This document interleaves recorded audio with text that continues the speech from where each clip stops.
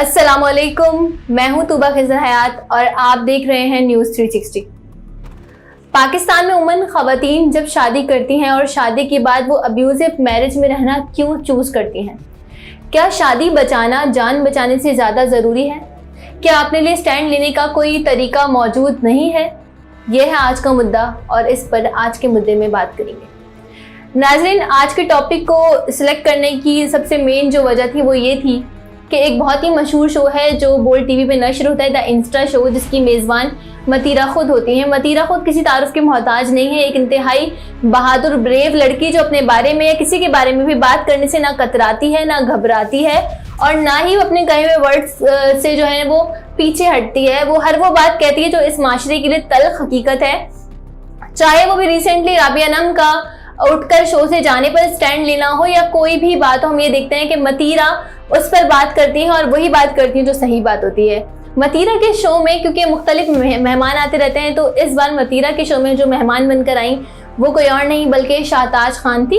अगर आप टिकटॉक देखते हैं और आपका ज़्यादातर वक्त टिकटॉक पे गुजरता है और अगर आप टिकटॉक नहीं भी देखते हैं तो आप शाहताज खान को जानते होंगे क्योंकि वो किसी तारुफ के मोहताज नहीं हैं। बहुत ज़बरदस्त और बहुत ही ज़्यादा टैलेंटेड टिकटॉकर हैं और उनकी बहुत बड़ी फ़ैन फॉलोइंग है और बहुत सारे लोग हैं जो उन्हें चाहते हैं, सराहते हैं और पसंद करते हैं। शाहताज खान का जो सफ़र था ये बोल से ही शुरू हुआ था। वो वकार जगह के एक शो में बोल हाउस में आई थी, जहाँ पर अगर जो लोग बोल हाउस को फॉलो कर रहे होंगे उन्हें अच्छे तरीके से याद होगा कि उन्होंने अपनी मैरिज के बारे में बताया था और ये भी बताया था कि उनका एक बेटा भी है। ताहम बोल हाउस में जब वो आई थी वो इतनी ज़्यादा मशहूर नहीं थी, मगर उसके बाद बोल हाउस के बाद वो आहिस्ता आहिस्ता जब टिकटॉक पर आई और टिकटॉक के प्लेटफॉर्म को उन्होंने इस्तेमाल किया तो उनकी शोहरत में दिन ब दिन इजाफा होता गया और वो लोग उनकी वो वाली बात से शायद कनेक्ट करना भूल गए या उनको याद ही नहीं है कि वो ही शाहताज है जो बोल में आई थी।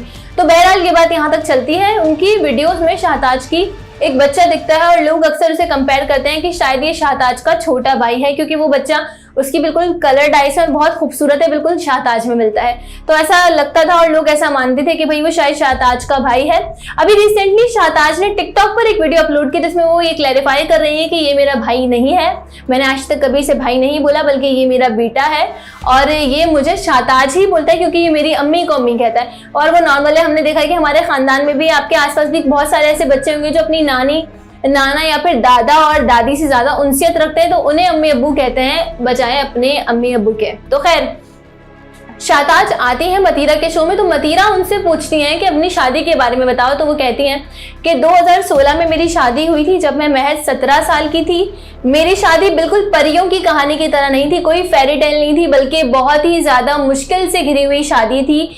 मैंने अपनी शादी को बचाने की हर मुमकिन कोशिश की। अब्यूसिव मैरिज थी, मतलब अब्यूसिव मैरिज का मतलब कि उनके शौहर उन पर हाथ उठाते थे और ससुराल वालों का रवैया भी बिल्कुल अच्छा नहीं था। शाहताज कहती है कि मैंने डोमेस्टिक वायलेंस बर्दाश्त किया और बहुत ज़्यादा बर्दाश्त किया। जब मैं शिकायत लेकर अपने पेरेंट्स के पास जाती थी तो वो मुझे यही कहते थे जो पाकिस्तान का हर दूसरा जो घराना है वो कहता है अपनी बेटी से कि भाई कॉम्प्रोमाइज़ कर लो, शादी में तो ऐसा होता है और शादी की है तो अब निभाना पड़ेगा और इट्स ओके, थोड़ा बर्दाश्त कर लो, सही हो जाएगा, वक्त दो चीज़ें वक्त के साथ सही हो जाएंगी। तो इस तरीके से शाहताज के पेरेंट्स भी उन्हें यही कहते थे कि कोई मसला नहीं है, अभी नई नई शादी है तो फिर कोई बात नहीं, तुम अपनी शादी को टाइम दो और थोड़ा बर्दाश्त करो, सब ठीक हो जाएगा। औरत का काम बर्दाश्त करना होता है। लेकिन यहाँ पर ये बात बहुत ज़रूरी है कि अगर वर्बली कोई चीज़ हो रही है ना, मतलब लड़ाई झगड़े हो रहे हैं और तंज हो रहा है तो वो आप बर्दाश्त करें।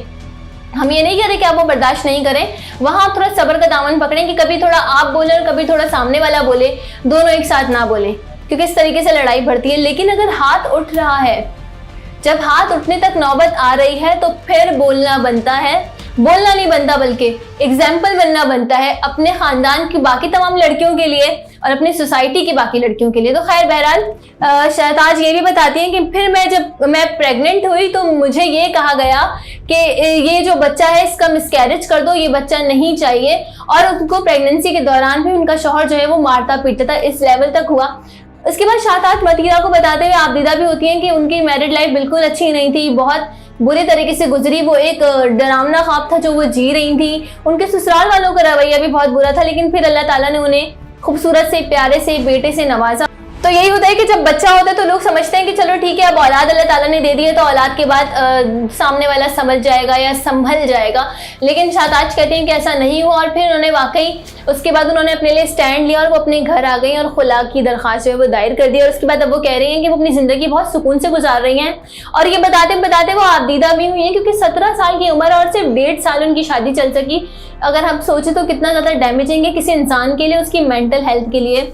लेकिन वही बात है कि आपकी बेटी जिंदा सलामत घर में मौजूद होना उससे लाख गुना बेहतर है कि आपकी बेटी कब्र के अंदर हो और आप सिर्फ अफसोस कर रहे हो और आप सिर्फ इस बात पर शर्मिंदा हो कि आपने हेल्प क्यों नहीं की। यहाँ पर ये बात भी ज़रूरी है कि जो लोग डोमेस्टिक वायलेंस बर्दाश्त कर रहे हैं उनको ये बात सोचनी चाहिए कि अगर उनके घर में उनके बच्चे मौजूद हैं जो अपनी आंखों से ये तमाम चीज़ें देख रहे हैं, तो वो बचपन से लेकर बड़े होने तक उनके दिमाग में जब यही चीजें, जब वो अपनी माँ को अपने बाप से पिटता हुआ देखेंगे तो वो भी बड़े होकर ऐसे ही अब्यूजिव इंसान की तरह बढ़ेंगे, फलेंगे, फूलेंगे और आगे जब उनकी शादी होगी तो वो भी ऐसा ही अब्यूजिव हस्बैंड बनेंगे। तो अगर आप कोई खातून है जो डोमेस्टिक वायलेंस बर्दाश्त कर रही हैं तो ये कहकर नहीं खामोश रहे कि शादी बचाना जरूरी नहीं, बच्चों को समझाना जरूरी है। जैसे कि अभी हम वक्त से पहले कुछ नहीं कहते क्या फैसला आता है क्या नहीं आता, वो वक्त पे छोड़ते हैं, मगर फिरोज और अलीजे की डाइवोर्स का जो है वो इस वक्त मुकदमा चल रहा है। और यहाँ मुझे अलीजे की जो बात पर्सनली बहुत पसंद आई वो ये पसंद आई कि अलीजे कहती हैं कि मैं नहीं चाहती कि जो मेरे बच्चे हैं वो ये सब डोमेस्टिक वायलेंस देखें और बड़े होकर वैसे ही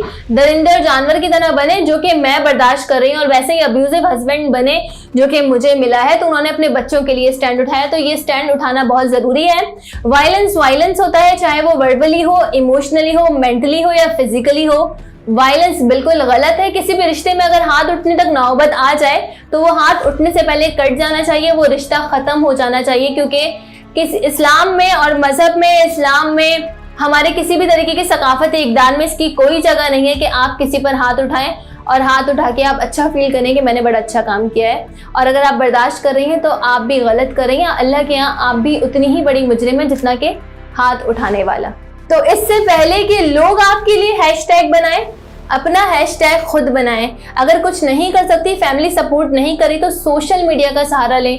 सोशल मीडिया एक बहुत वास्ट प्लेटफॉर्म है और यहाँ पर हर किसी की बात सुनी जाती है और आपकी भी सुनी जाएगी। और अपना हैशटैग बनाने से मतलब ये है कि अपने लिए स्टैंड लें, अपने लिए बोलें और अपने लिए आवाज़ उठाएं, ताकि जब कल आप अल्लाह की अदालत में जाएं तो सुरखरू होकर जाएं और अल्लाह के आगे भी अपने आप को ये कहकर पेश कर सकें कि आपने अपने लिए आवाज़ उठाई थी। खुदा उनकी मदद नहीं करता जो अपनी मदद आप नहीं करते। इसी के साथ मुझे दीजिए इजाज़त। अल्लाह निगहबान।